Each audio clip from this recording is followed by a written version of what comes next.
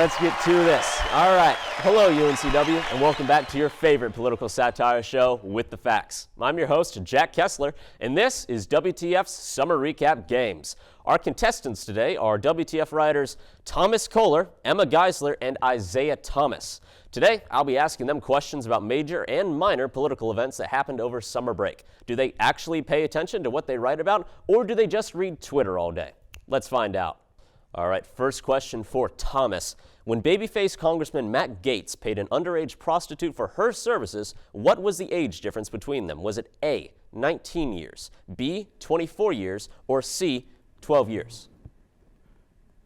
19 years? Absolutely disgusting, but correct. At the time they met, Matt Gaetz was 32 and the escort was 17. Speaking of fellas who can't keep it in their pants, for Emma. Which aggressively Italian-American public figure faced the consequences of sexually harassing his staffers this summer, forcing him to step down from his position? Was it A, Chris Cuomo, B, Andrew Cuomo, C, Mozzarella Cuomo, or D, Paolo from the Lizzie McGuire movie? I think it's Andrew Cuomo.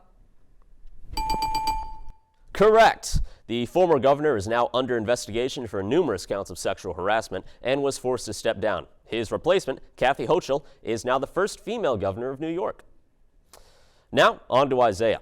True or false? In your search history, we found the following terms: Ghislaine Maxwell sexy, Mommy Maxwell, and Ghislaine Maxwell fanfiction. True or false, Isaiah? I'll have to go with false today, Jack. Sorry, that is incorrect. I assure you it was for research purposes. Now, back to Thomas. Rachel Dolezal, infamous for her claims of being a transracial woman, found a new side hustle this summer. What is she doing? Is it A, being a Twitch streamer, B, being a Republican grifter, C, being a child trafficker, or D, she made an OnlyFans? Thomas.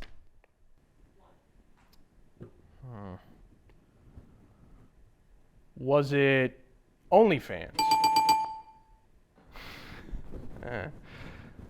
I don't look at OnlyFans. That is correct. She started in OnlyFans. Hopefully showing that much skin can help her realize that she is, in fact, a white woman. All right, Emma, here's your chance to tie with Thomas for the lead.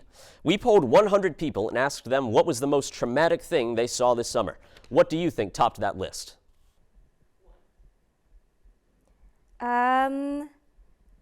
I'd have to go with the Afghanistan pullout. Oh, I'm sorry, Emma. At the top of that list was, in fact, the White House intern's TikTok video that was blown across the whole nation. After I saw it, I vomited the most I ever had, and it changed my life forever. All right, Isaiah, back to you.